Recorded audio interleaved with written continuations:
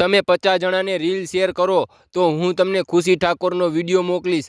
તમે 20 કોમેન્ટ કરો મારા વિડીયોની અંદર, મારી રીલની અંદર 20 કોમેન્ટ કરો તો તમને હું વિડીયો મોકલીશ ખુશી ઠાકોરનો. તમે મારા વિડીયોને લાઇક કરો, ફોલો કરો એટલે હું તમને ખુશી ઠાકોરનો વિડીયો મોકલીશ. અત્યારે મિત્રો ઇન્સ્ટાગ્રામની અંદર લોકો આવું કરી રહ્યા છે ફોલોવર્સ વધારવા માટે.